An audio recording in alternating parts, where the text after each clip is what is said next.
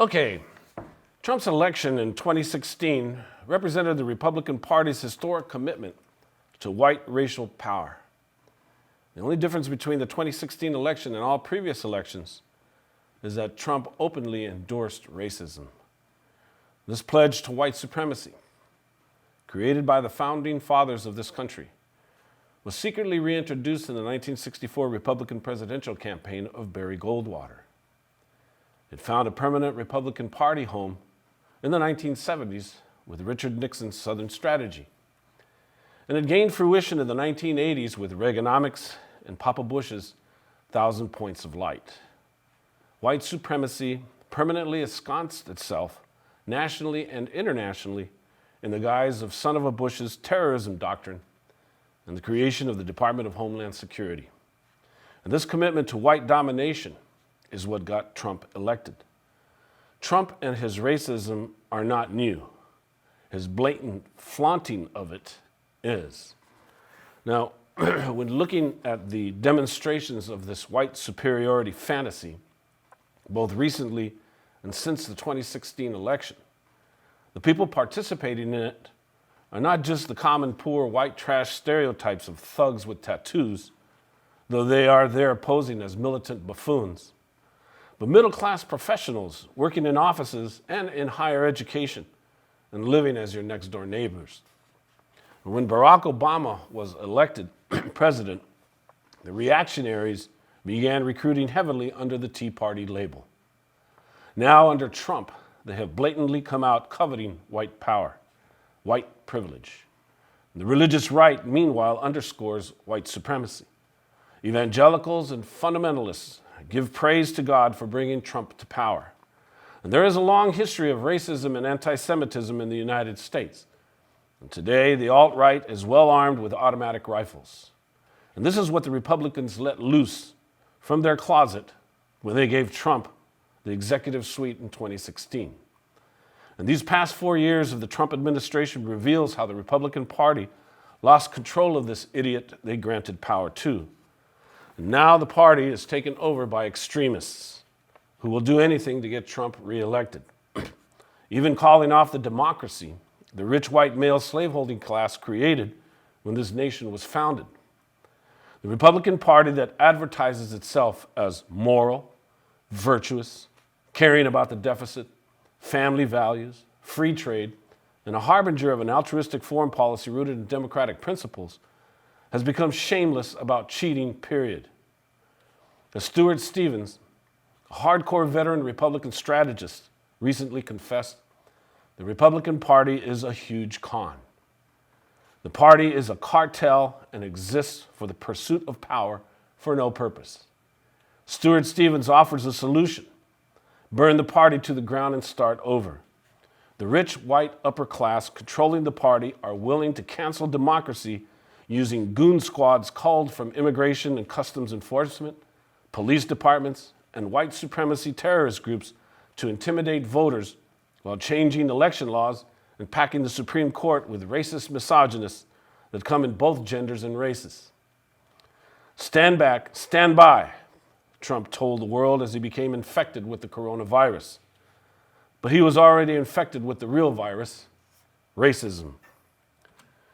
Trump is a maniac aspiring to be dictator, and the working class, or the American working class, and those people of color who acquiesce to whiteness are the pendejos, who cling to their prejudices to try to gain some kind of economic advantage in the economy.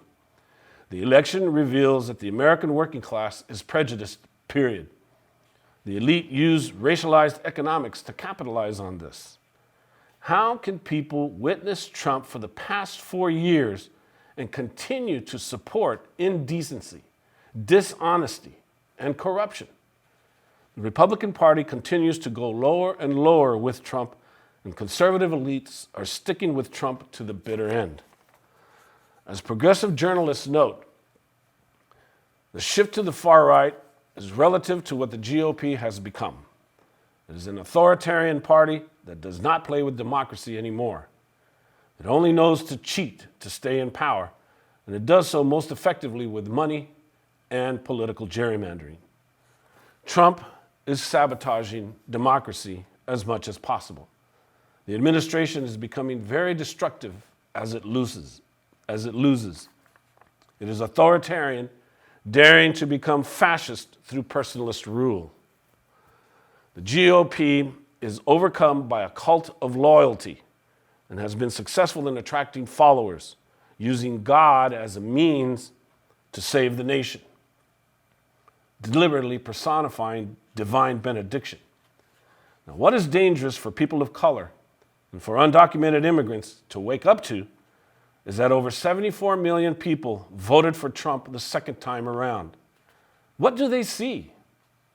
Those who make $100,000 or more per year voted for Trump. It is identity politics, whiteness. Whites voted for Trump, along with the minuscule colored people who have assimilated. White women voted for Trump. The more affluent population voted for Trump. The people that voted for Trump know full well what he represents. Economic historians recognize that despite universal alienation, capitalism is creating social inequality and environmental degradation. What they are confounded by is how Americans rallied to the cause of fascism, how 74 million favor Trump. I rely on David Harvey here and his astute observation of the recent election. David Harvey sees the votes for Trump as a longing for authoritarian personality. About 40 million of the votes for Trump want someone to take charge. Meanwhile, 30 million white Americans feel the country has been taken away. Large segments want to reclaim the U.S. for themselves. They feel dispossessed by immigrants, blacks, Mexicans. Their family values are eroding in drug abuse and alcoholism. They are attracted by Trump's authoritarian personality. Yet, who won the election for Biden? Mexicans, blacks, and Native people, especially in swing states like Arizona. Blacks in Georgia, where the dispute continues, organized effectively. Stacey Abrams lost the gubernatorial race, but she stayed in place to get out the mass vote. Georgia went to Biden. David Harvey brilliantly reflects on Roosevelt's 1944 State of the Union speech when he is addressing Hitler and fascism. In it, he says, when you have necessitous men, they are not free men, and they will do what it takes to meet their needs.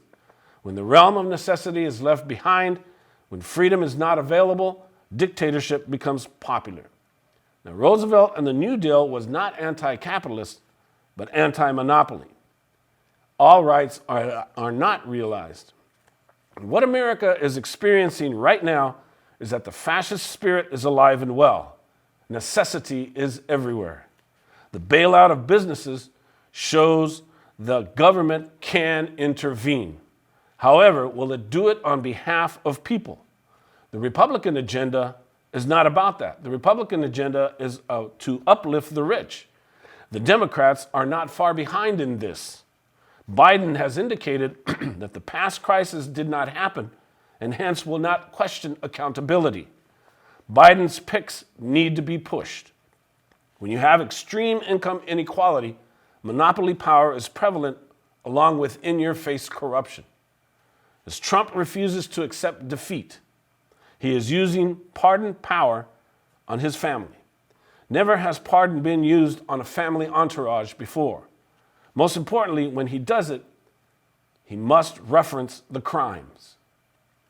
And he can apply preemptive pardons at the federal level, but local and state are beyond his reach. Likewise, he cannot immune his family from future offenses when discovered, such as tax evasion and other schemes. The fruit of Trump's polarization is breaking the bonds of civil society. Loyalty oaths are required. You are with him or against him. Strong men appear in a moment of hard truth, and white America is suffering. The damage done takes time to overcome. Yet, nonviolent protest is truth to how change can happen over time. We must protect and we must protest against the ruling elite I'm sorry, just to conclude here, we must protest against the ruling elite from both parties. Thank you.